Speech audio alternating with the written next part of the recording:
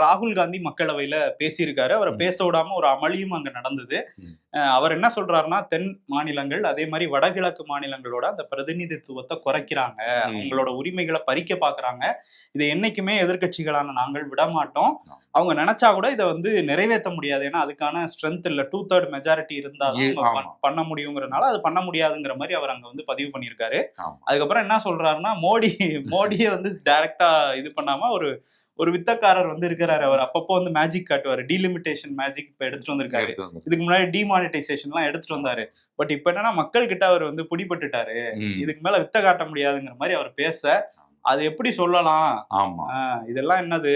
பிரதமர் வந்து என்ன சொல்றாருன்னா, இங்கிலீஷ், ஹிந்தி, சமஸ்கிருதம், உருது, ஏன் இப்ப தமிழ்நாடு தான் நிறைய எதிர்க்கிறீங்க, தமிழ்ல அதுக்கு என்ன பொருத்தமான வார்த்தை இருக்குமோ அதை வச்சு சத்தியம் கூட நான் பண்ணி சொல்றேன்டா, அம்மா சத்தியமா இதனால வந்து எந்த பிரச்சனையும் இருக்காது அப்படிங்கிற அளவுல விளக்கம் எல்லாம் கொடுத்துட்டு இருக்காரு. ஆமா, ஏன்னா வந்து எந்த பாதிப்பும் வராது தென் மாநிலங்களுக்கு, பிராமிஸ் தரேன். அதுவும் தமிழ்நாடு எதிர்க்கிறாங்கிறதுனால தமிழ்ல அதுக்கு சரியான வார்த்தை இருந்தா கூட நான் அதை சொல்றேன் அப்படின்னு சொல்லியிருக்காரு.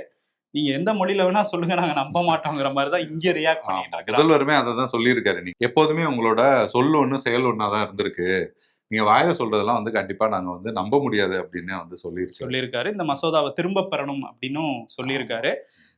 இதுக்கிடையில வந்து அமித்ஷா அவருமே நேத்து பேசியிருந்தாரு. 59 இடம் உங்களுக்கு கிடைக்கும் அப்படின்னு சொல்லியிருக்காரு. தமிழ்நாட்டுக்கு 59 அப்படின்றாரு. அந்த 59 மாதிரியே தென் மாநிலங்களுக்கு எடுத்துக்கிட்டோம்னா 129 இருக்கு. அது 195 அதிகரிக்கும்.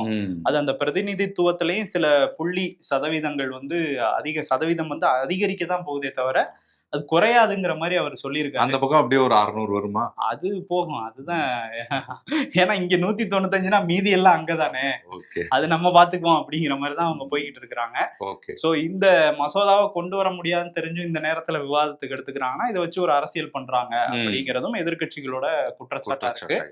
இதுல வந்து ப. சிதம்பரம் வந்து என்ன சொல்லியிருக்காருன்னா, திடீர்னு விஜய்க்கு வந்து பாராட்டுலாம் சொல்லிட்டு இருக்கிறாரு. என்னன்னா, இந்த தொகுதி மறுவரையறை விஷயத்துல எங்க குரலாவே அவர் ஒழிச்சதுக்கு வந்து நன்றி அப்படின்லாம் பேசிட்டு இருக்கிறாரு. சோ இதை வச்சு பெரிய பிளான்லாம் வந்து பண்ணியிருக்காங்க. 2029க்குள்ள கொண்டு வந்துடணும் அப்படின்லாம் வந்து நினைச்சிட்டு இருக்கிறாங்க பிஜேபி. பட் அது வந்து விடமாட்டோம்னு எதிர்கட்சிகள் நின்றுட்டு இருக்கிறாங்க. கண்டிப்பா.